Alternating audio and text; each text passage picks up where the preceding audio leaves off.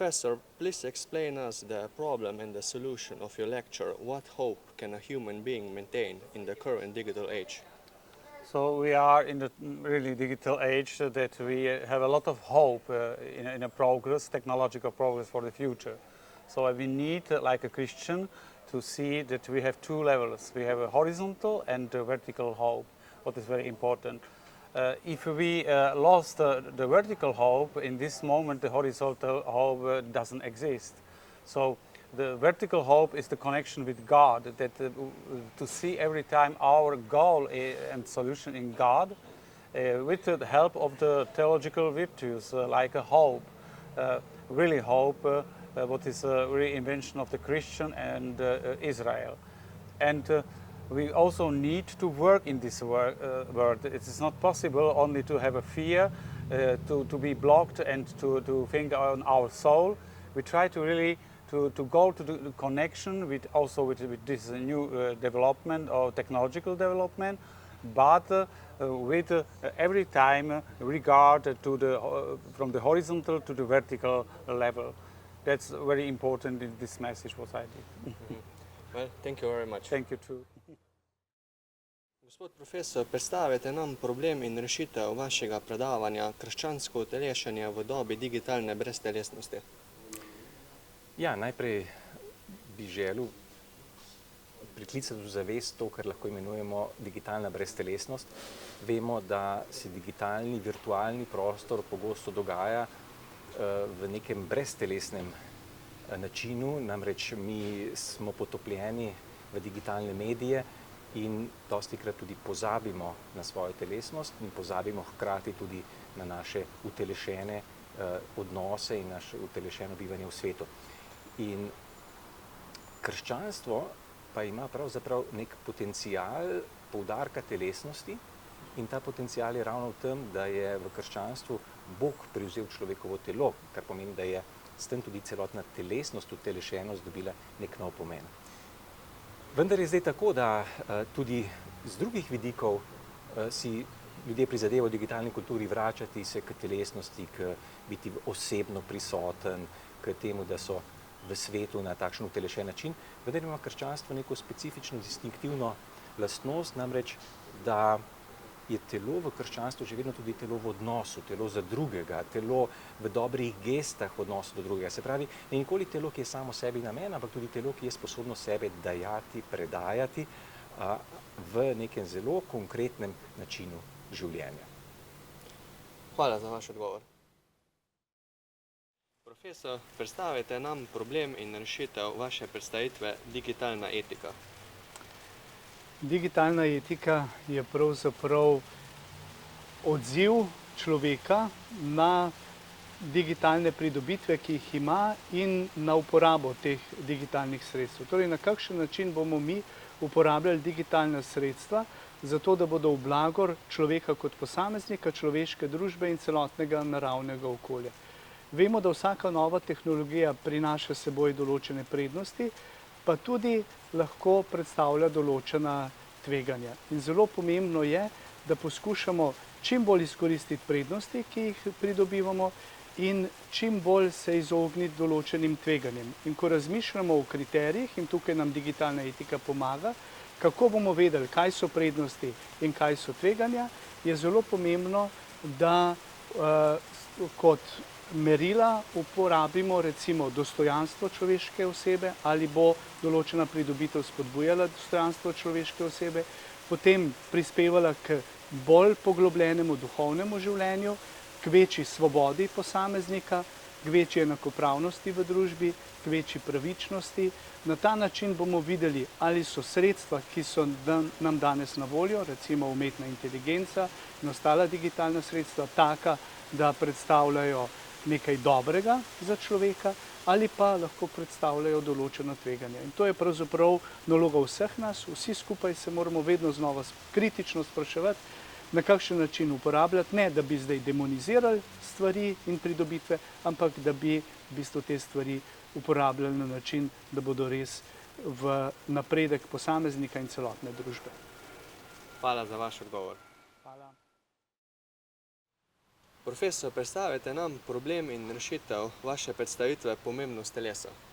Sam sem v svojem predavanju pomen telesa ilustriral z odgovor na vprašanje o možnosti empatije v digitalni dobi, se pravi empatije na spletu. Empatija je neposredno zaznavanje, dojetje, doživljanje drugega človeka. Če ste, na primer, vi zelo jezni, jaz iz vaših kretenj in izraza vašega telesa neposredno vidim, se vživim v vašo jezo. Empatija je temeljna sestavina, srce vseh etičnih, moralnih odnosov. To je prva postavka. Druga postavka je, da se v digitalni dobi vedno bolj naše življenje in odnosi selijo na splet. Torej je vitalnega, odločilnega pomena za našo etiko, ali je možna empatija na spletu, kajti drugače ni možna moralni odnosi na spletu. V predavni sem dokazoval, da empatija na spletu je možna, vendar so tudi nekatere omejitve v primerjavi z našimi odnosi v živo. Hvala lepa za vaš odgovor. Prosim. Profesor, predstavite nam problem in rešitev vaše predstavitve Pavel, komunikator včeraj in danes.